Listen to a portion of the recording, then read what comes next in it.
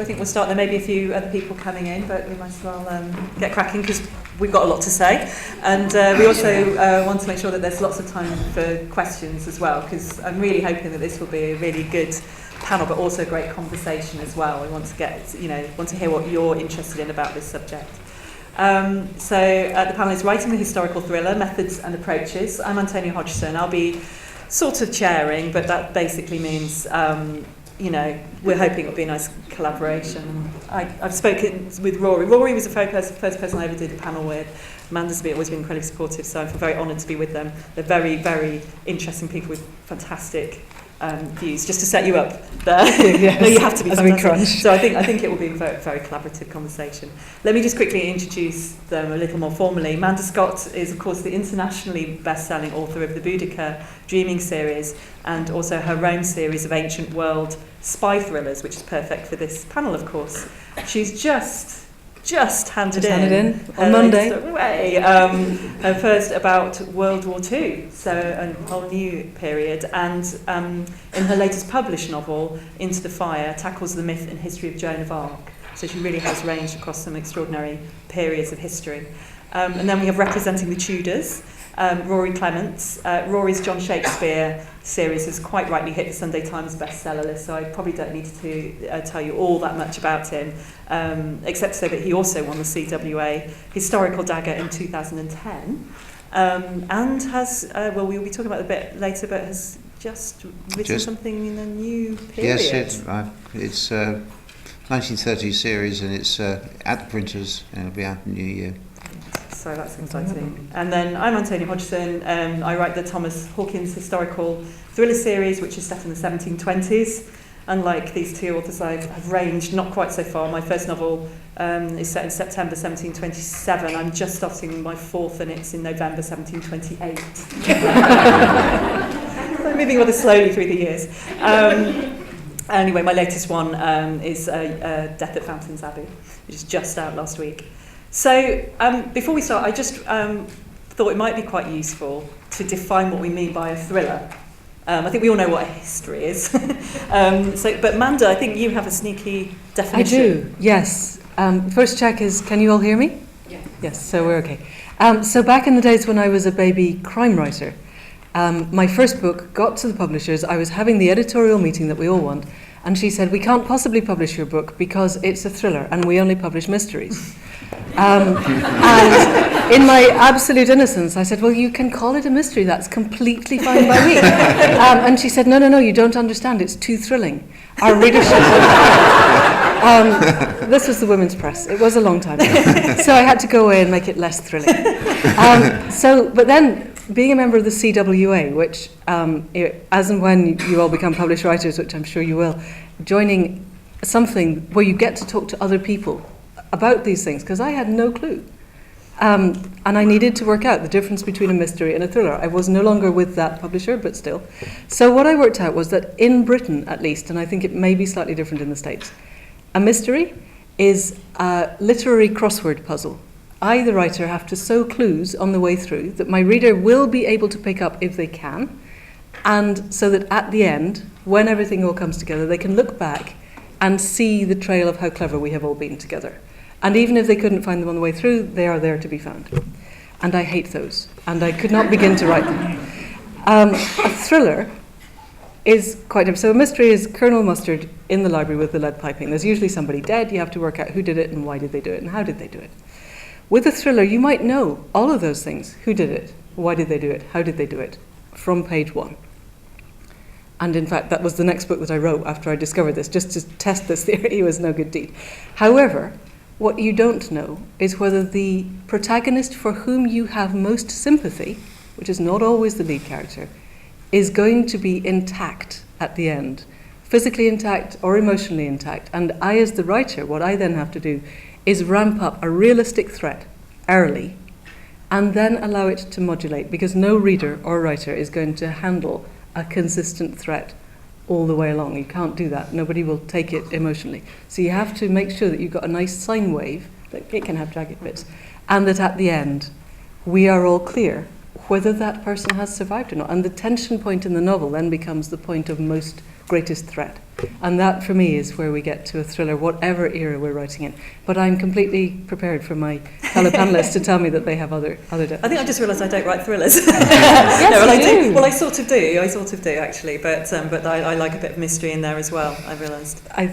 Rory, I think there tends to be, certainly in my thrillers, and they are thrillers, there is mystery as well. I mean, there are elements of mystery, but I understand that I think they're probably a bit more cosy mysteries than thrillers.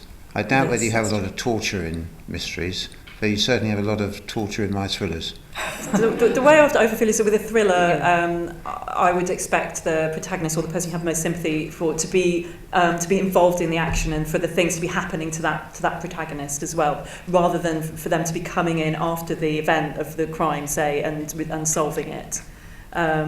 But in any case, I think that what I would take from all of those definitions, and I sort of think I agree with yours as well, actually, is that it's about your main character, and it's about threat, and it's about pacing and structure, that very important within a thriller. That ensuring that you get the right moments of speeding up and then slowing down, and the time to pacing is everything. Yeah, so pacing is really, really key.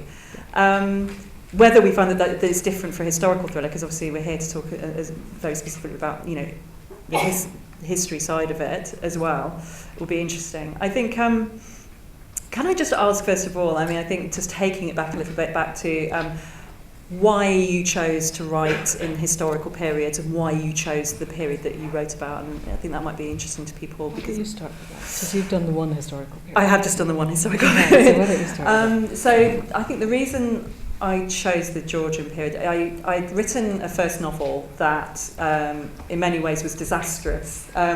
It ended up being about 250,000 words, and wow. Yeah, I know, and especially as my day job is being an editor, it's sort of ironic. But I think it's kind of like nice for people to hear sort of other people's failures. I think it's quite reassuring. But there were too many narratives, too many different voices, and I've got diaries and primary sources and all this stuff in it. But there was this one bit that was set in the 1700s, and I realised that I didn't know that much about it, other than a few books that I'd read at university, like More Flanders and Loving Hogarth. And I just thought, why do I not know more about this period? Why does no one write about it? And I'm always drawn to neglected things. I'm always drawn to the thing that people sort of, jump over to go, and I think the Tudor, I understand exactly why people write about Tudor. The Tudor, to me is like they almost become like myths, that you can tell the same story again and again in a new way, and that's, the sign of a great myth. And Henry VIII is, and Anne Boleyn, and, so that I completely get why people can and do write in that genre. But I was just always like, why? But why is no one writing about the 1720s? Is it because of the wigs, which may be possible? They're very, all joking aside, they're very distancing. As soon as you put a wig on all of the male characters, it makes us feel more distant than perhaps even to the Tudors. Is it the fact that George II is incredibly boring? Is it because there were no wars? I think it may be all those things. And then it becomes about, for me, it was about why the street level history was so interesting. And to then look at, what was going on at the time in terms of London becoming this very exciting place to be, the biggest city in the world, and then not being any police force. So all of that was interesting. And then second to that, I had this character in my head that I really wanted to write about and was developing, and I just thought I just really love writing about him. And he's, my character Tom Hawkins. So for me, it was a combination of being fascinated by a period and wondering why it was so neglected and wanting to learn more myself, and then hopefully getting other people interested. And are you going to stay there, do you think? For quite a bit, I think, if they'll let me, yeah. I mean, it'd be nice, it'd be fun, yeah. I'll move it on a month or two, yeah. But I think it'd be interesting and fun to do other periods, but for now, I'm kind of enjoying. And I imagine the more you get to know it, the deeper you get, the more you learn, the more exciting it becomes. I think that's right, and I think there's always new ways. I mean, hopefully this will be interesting to people. I think there's always new ways of looking at a period. Each book that I've written has been slightly different. So the first one, it was set almost entirely in a prison. It was very kind of closed down. partly in response to my massive sprawling 250,000 word. But then, the next one was out and more of a straightforward thriller in some ways in terms of pace. The third one is a kind for country house murder, but also there's a sort of whole range of society that you can look at each time. Sorry, I want to No, it's good. This was good. To Rory. Yeah. A very exciting time in the 1720s. Now, I chose a period because I've always liked traditional spy thrillers, Right. which was probably a subgenre of thrillers as a spy thriller. Yes, for sure. And I think you have to have a time of national and political hazard to write a spy thriller. If you look at the great ones like 39 Steps, Rogue Mail, Day of the Jackal, there's always a serious political events going on at that time. And I read in 1990, I think it was, a book called The Life of Robert Southwell. And I discovered something that I didn't really know about the Elizabethan times. I had heard horrors of Henry VIII and Bloody Mary, but I didn't realise quite how awful the dark side of Elizabeth was, when there were 250 people martyred in that time, when you could be executed for wearing for making a jacket for a priest. And I became more and more interested in it, and the more interested in it, and the more I read, and I read hundreds of books in the next 15 years, I realised it was a great canvas for a set of spy thrillers, because there were all the plots against England and against the Queen herself. Yeah. So is that a subgenre? And actually, it makes me also think about for Manda that obviously Rory found a period that seemed so naturally fitting to the thriller genre, to the thriller genre, and you've ranged across quite a few. Do you find in the periods that you've chosen, some lend themselves to thrillers more than others? Yes, and I think Rory's put his finger on it, that sense of national crisis. And a crisis that we already have a handle on, because my job as a novelist is not to teach you history. My job as a novelist is to entertain or to draw you in or to help you to live in a particular period. So it helps if you've got some hook into that. And so I always thought that the Boudica books were crime novels because the Roman invasion of Britain was the biggest crime ever perpetrated against our nation. And I got through quite a lot of crime panels saying that. But they weren't actually structured as crime novels. They were structured as historical novels. The Rome thriller, as Rory says, I love spy thrillers. I've read every Le Carré that's ever existed, and Kim and 39 Steps and all of those. And I find codes and ciphers endlessly fascinating. And so the Roman era, which was an era of, suddenly, a lot of espionage that's not really talked about. We, in Britain, have a particular thing, which I think goes back to James Bond, of spies are cool. And almost every other culture and every other nation thinks spies are deeply uncool and sneaky, and that you know, to be a spy is not a noble thing. And whereas for us, it's one of the more noble professions, or it was until GCHQ blew that out of the water. And so Roman era spying was interesting because we know bits about it, and there's quite a lot of espionage historians now who kind of start their great big tome of the history of espionage with Rome. Mm-hmm. So I was able to go back and read all of those, and that was a lot of fun. And I had spent, you'd both be finding this, by the time I'd written the Boudica books and the Rome books, I had spent 15 years in a particular period. If I had been at a university, that's the undergraduate, the postgraduate, the postdoc, and heading towards being a professor. And you actually, there's not much about that particular era that you don't know about. And so it becomes effortless. It's very easy. You know what they wore. You know how, if not how they actually thought, you know how we all think they thought. And actually it's probably more important as a novelist to do the how we think they thought than to go, no, guys, you're all wrong. The Romans did not think like that. And write something different because people don't like it. And so that was easy. Shifting to Joan of Arc was, I'd been there for 15 years. I wanted not to wake up in the morning and decide, what kind of Roman armour somebody was wearing, or to sit around a campfire yet again. I was going to go mad. And so and Joan of Arc came out purely because I had read an article by a guy in 2003, forensic pathologist, who thought he'd found the bones of Joan of Arc, and I haven't got time to go into the detail, but I think he was right. And he was Ukrainian, and the French closed the tomb and threw him out of France. And we don't even know if those bones still exist. You could do the most amazing DNA, but who knows? And that was in The Independent, my newspaper of choice at that point. Small moment of silence for the death of The Independent. And so I thought it would be fun to start a new era. Okay, don't do this at home, folks, because it takes an awful lot to get your head around a new era. I knew nothing about the 15th century at all, nothing. And so it's a lot of reading, because everybody is familiar with the iceberg concept of what the reader sees is the bit of the iceberg on top, and what the author knows is all of the iceberg underneath. You've got to know the iceberg. So that took a lot. What I came to in the end is that he was absolutely right. Joan of Arc was Marguerite de Valois. She definitely was not a peasant girl. We can go into that in some depth. And then I got to the end of that, and the reason I changed was that we tried to sell this to the Americans, and they went, Joan of who? Sorry, guys, Americans in the audience. But I also came back to my British editor and said, look, I really don't want to end up writing 2 books. Do you mind if I make this much more explicit? And he said, don't worry, nobody under 35 in the office knew anything about her either. Yeah.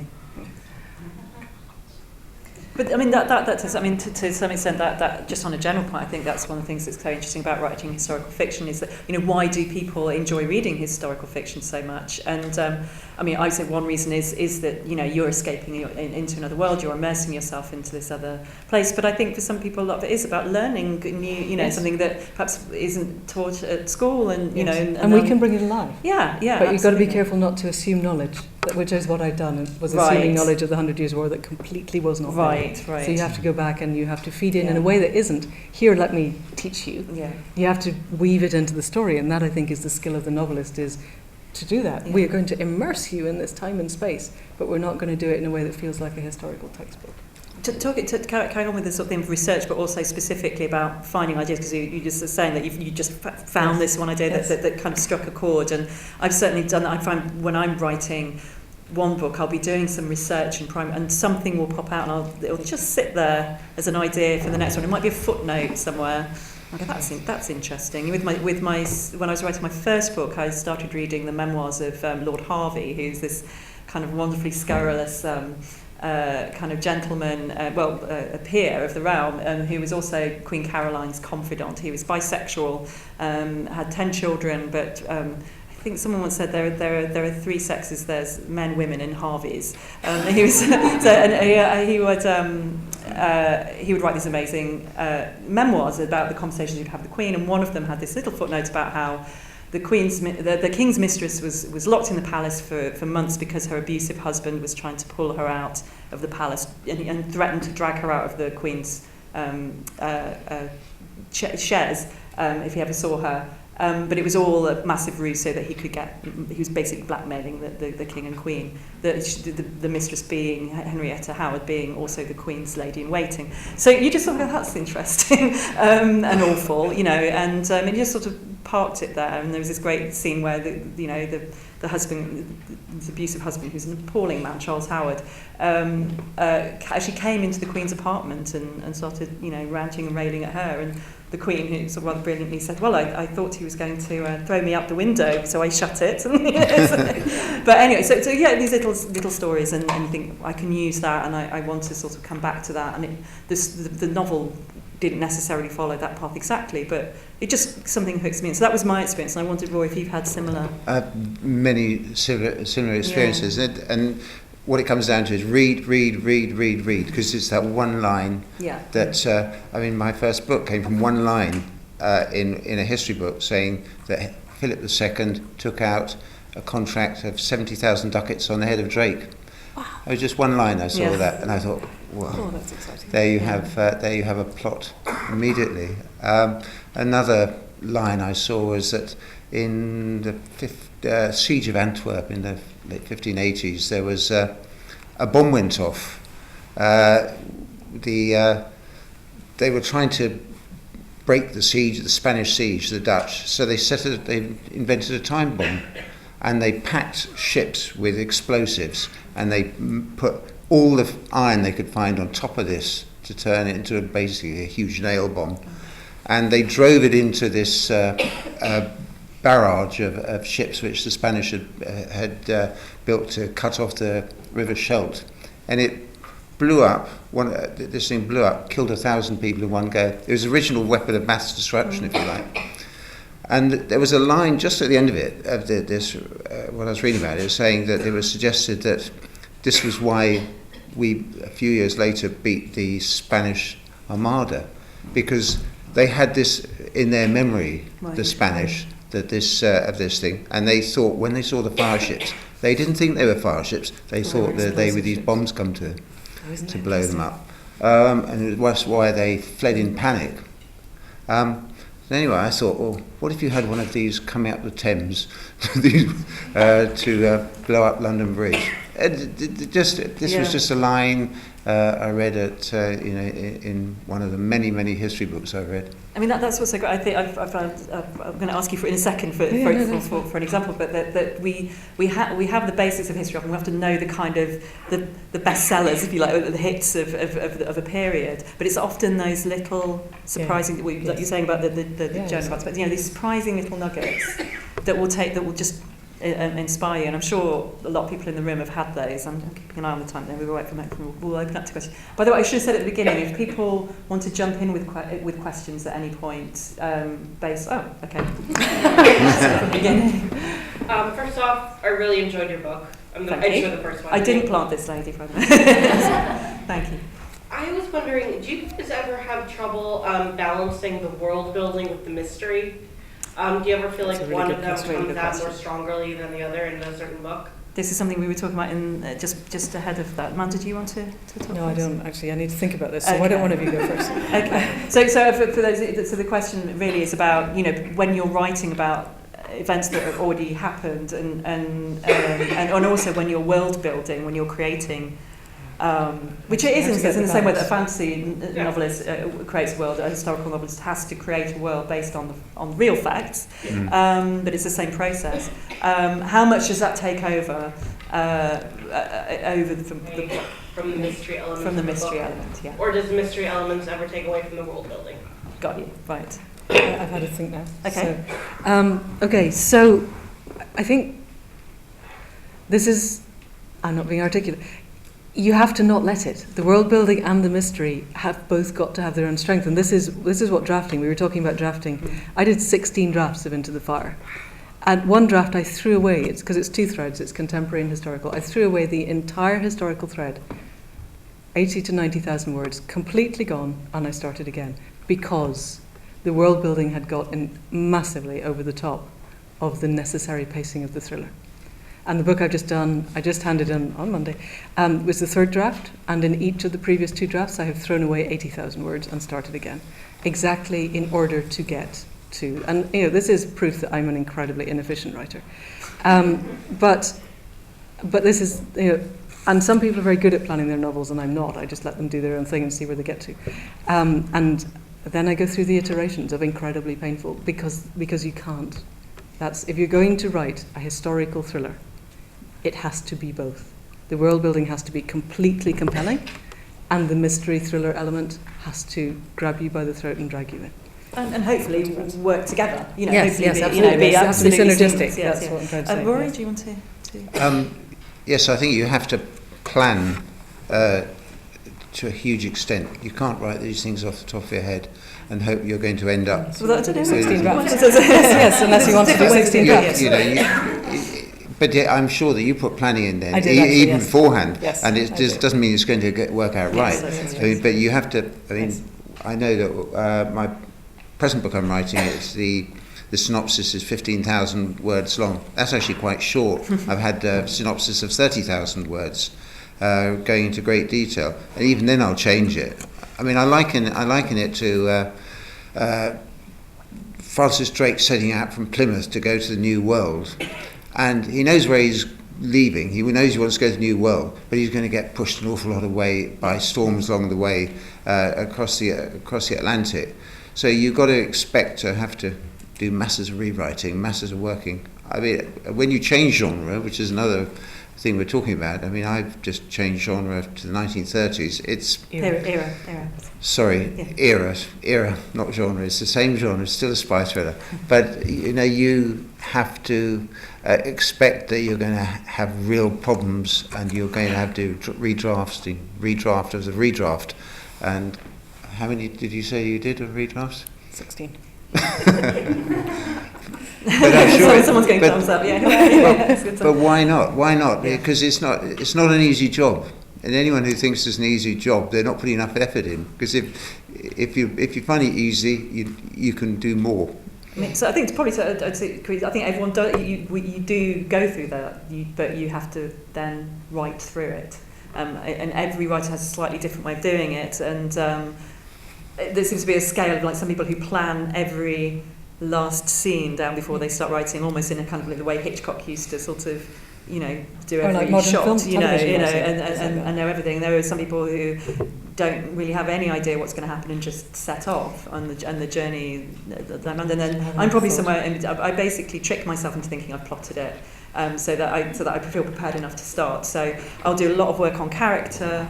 I'll do a lot of work on the specifics. So for my third book, because it's set up in Fountains Abbey, I really need to do a lot of research on the people who were living there at the time and the estate papers. So I read through letters, account books, diaries, all sorts of things, and absorbed all of that, and then thought about the individual characters that I was going to take from the real world. Thought about them. What did I really think about this character, John Aislabie, who had been the Chancellor of the Exchequer during the South Sea crash, and was The Osborne of his time. Yeah, I mean, to some extent, was thrown in the tower though for a few months for his, but was eventually kind of sent what I like to call on extended gardening leave. He kind of went off and built his amazing water gardens that are now a heritage site. Anyway, but he never took responsibility for really for what he'd done. I mean, he wasn't also the only person responsible. So I needed to sit and think about this character and what I didn't like about him, what I did like about him. So all of that. And then starting to think about the plot, and then it comes, and then start writing, and then like Rory says, once you start, then actually like the bit where it all goes off, and suddenly a character that's what makes your book surprise you. And I know that some people don't like it. Some people really hate it when you say that. Like, a character doesn't surprise you. I'm not saying like I'm channeling this sort of real person, but sometimes that you're just writing, and it's your subconscious is working it through, and they'll suddenly come up with something. I just had another thought, which is worth saying, which is uniquely in historical writing, if you're dealing at all with real world issues, you also have to be hooking around the events that happened. Yes. Which is a whole different layer of complexity that you don't have in contemporary writing, unless you're also hooking around real world events. But most of us are hooking around real world events because that's our hook in to what was going on. So Drake was going to America, or Boudica was attempting to push the Romans out of Britain. And so often the challenge is to work out why they did what we believe that they did. Or if you discover that they didn't do what history believes, then you've got to have a really plausible reason why. So that was my... That's a long answer to your question. It was a really good question. I'm not sure we answered it completely, but we riffed off it. It was like a jazz riff of it. Can I ask you the second question? Is that okay? We'll come back, because as this is supposed, I just say it was conversation. Are we happy to just keep going with questions, and then we can, if we run out, we'll come back. So there's lady. Can you talk a little bit about how you keep the thriller element true to the period and avoiding anachronisms? Because it seems it's like such a modern type of writing, but how you set it, and maybe particularly if you have changed eras, how you switch from writing a thriller from one era to writing a thriller in a different era. So that was about how much what it's like to write a thriller for periods that weren't really before the genre was invented, really, and the differences between the different periods, and whether some periods perhaps lend themselves more than others. How to stay true to the period? Well, again, you just the first thing is what we've already mentioned, is you have to be completely immersed in that period, and you have to think that people, whatever their different feelings were in some respects, they retain the same general emotions, such as fear, People, if your protagonist never feels fear, he's a psychopath. And so you have to assume that they're going to have many of the same feelings we already do, and that they're just real people, that they get up in the morning and they have to go through their lives the same way as we do now. And then you have to think, then you have to have a lot of research to make it real. My period, the Tudor period, the late Tudor period, if you look at the old films, the old Hollywood films, you'll see a lot of sword fights. Actually, sword fights were a really, really old hat by the late 16th century. People were much more interested in guns, and that was the real terror. I mean, Elizabeth was really, really afraid of the wheel-lock pistol because she'd seen the Prince of Orange being William the Silent being murdered by a wheel-lock pistol just a few years earlier. She wouldn't allow them anywhere near the court. If you see a portrait of the Duke of Essex, the Earl of Essex, he's got a wheel-lock pistol there. He hasn't got a sword, he's got a wheel-lock pistol. That's what everyone wanted. So there's gunfights, which might make it seem a bit more modern, but actually it's probably truer than the old Errol Flynn films. That's part of your question answered, not the second part perhaps.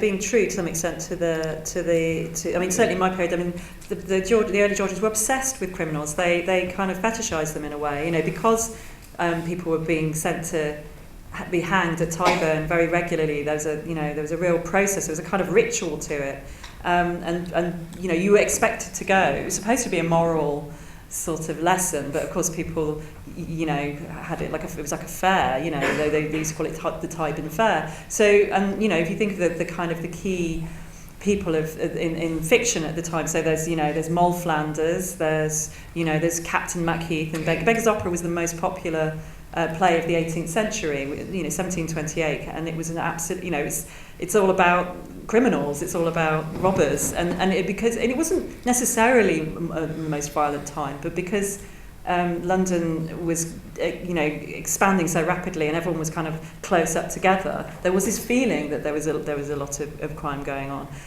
So my period, it naturally lends itself to talking about the criminal underworld because that is what everybody was obsessed with anyway. So it can help. There's certain periods I think perhaps do lend themselves perhaps more than others. I think Rory's almost said it already. The thing about a thriller particularly is we're asking, is our protagonist going to survive? And we've been asking that since Adam and Eve, or since 500,000 years ago when the Stone Age started.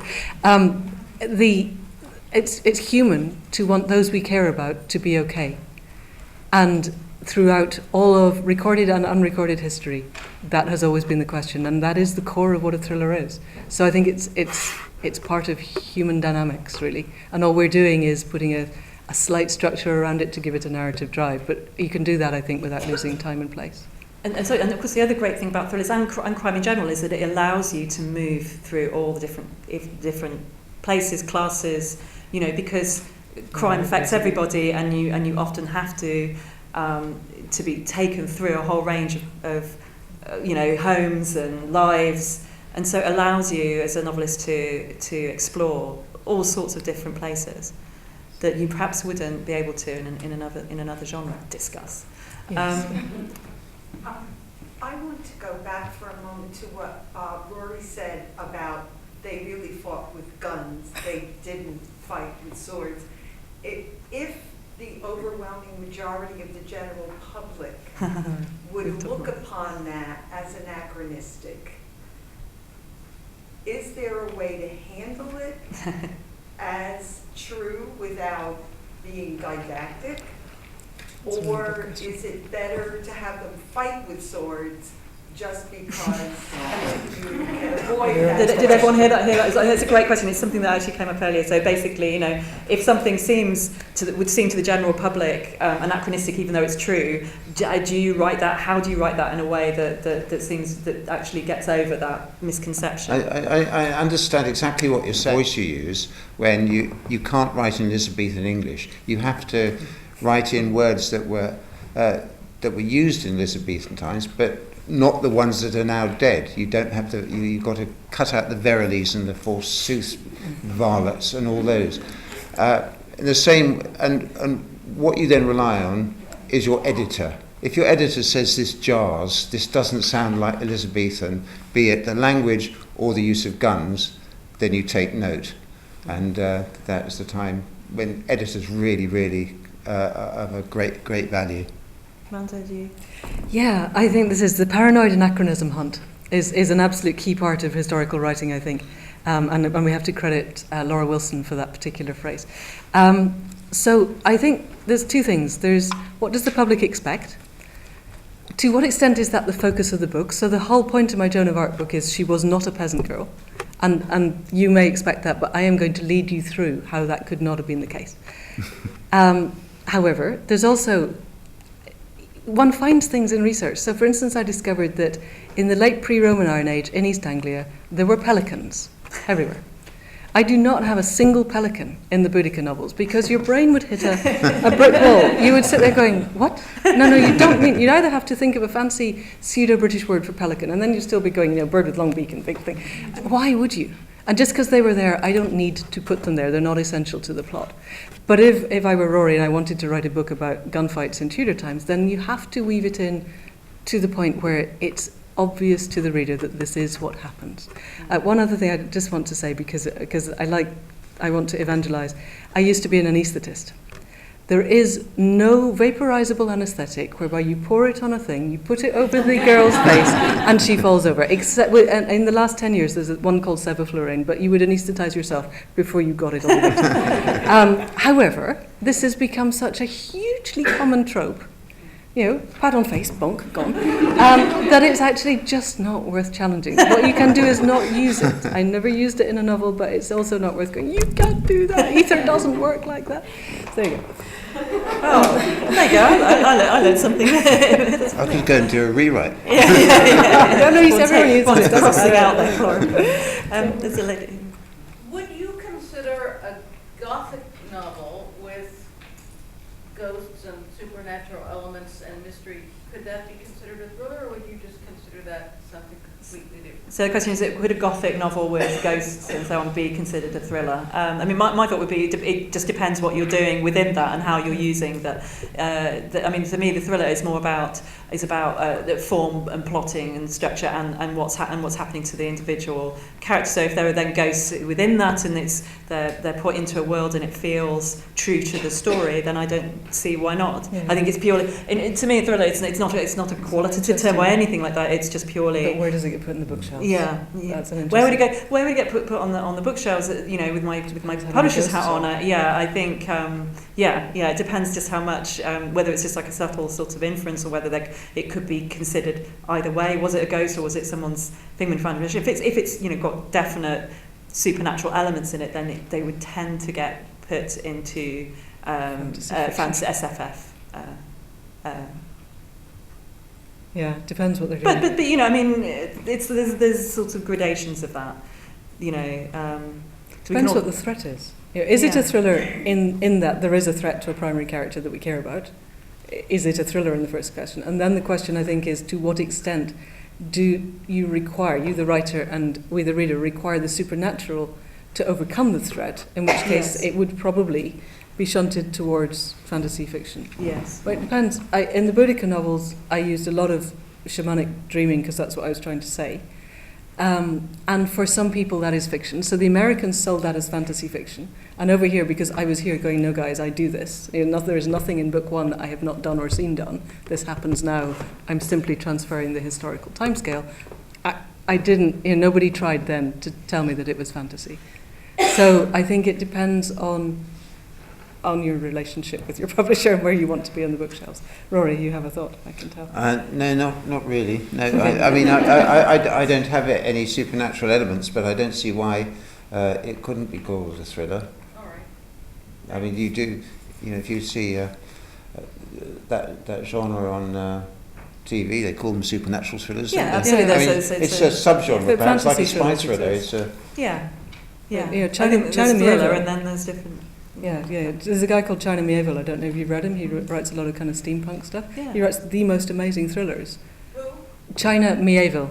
The surname is M-I-E, Grav, I think, V-I-L-L-E. Amazing writing. But they're very clearly, nobody's ever going to put them in the thriller section of the bookshelf. And William Gibson's sort of a bit like that as well. Neuromancer's got the kind of thriller element. Frankenstein. Was Frankenstein a thriller? Discuss. Let's find a PhD thesis. Has anyone else got so? Earlier you had mentioned pacing is everything, and I just wondered if there were certain danger points for yourselves as you're composing, where you think, okay, this is where I tend to lag, or this is what I need to watch out for in terms of pacing, or if you could just. So it's a good kind of question on pacing and whether as writers there are moments where we kind of are aware that things lag or that we're very conscious of. I mean, certainly as a publisher, you would often see the kind of the slow start, the baggy middle, the rushed ending. Not all together, not often in the same book, but hopefully.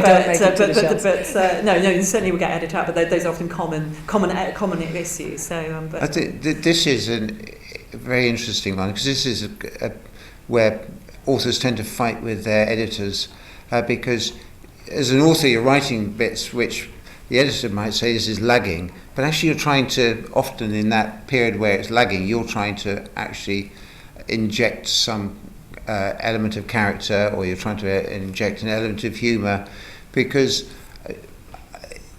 if a thriller is just a straight crescendo like Bolero going from bottom to top, I think it can be a bit too much, and so you have to sometimes win those fights with your editors and say, no, I really want a bit of humour there. I just want a bit of, the guy or the protagonist home with the spouse and the children, and just to soften it, and to show what they're fighting for as well. To show. But you will have to fight with your editors sometimes over that, because they'll say this is slowing it down. I want to know what happens next. Sometimes you don't want to know what happens next, I think, but it's a matter of taste. Yes, and that can be actually a good sign if someone's saying, "Oh, come on, I want to know what's happening next." That's a sign that you're doing your job well, because you're keeping them, you're keeping them hooked. Make them hang on a bit sometimes. Yeah, no, exactly. That's what I mean. Is that the fact that in a weird way, the fact that they're asking for it means that they are. But that's changing, I think. Do you not find it? Because I think you look back at somebody like Mary Renault, who wasn't necessarily writing thrillers, but was writing beautiful, amazing historical writing. We would never be allowed to publish that now, because there are long descriptive passages which are astonishingly beautiful writing, but nothing's really happening. I mean, I think that's just partly true of fiction in general, in that that we've got so used to the kind of the quick scenes of television and film that perhaps some of that's is just bleeding into the way we write as well. It's just even as writers, perhaps, particularly perhaps with thrillers. Has anyone here seen Breaking Bad on TV? Yeah. You probably, but you'll remember in that there is almost a whole episode where they're chasing a fly around them. I mean, that is a time lag, but it's wonderful, isn't it? I mean, I think it is memorable.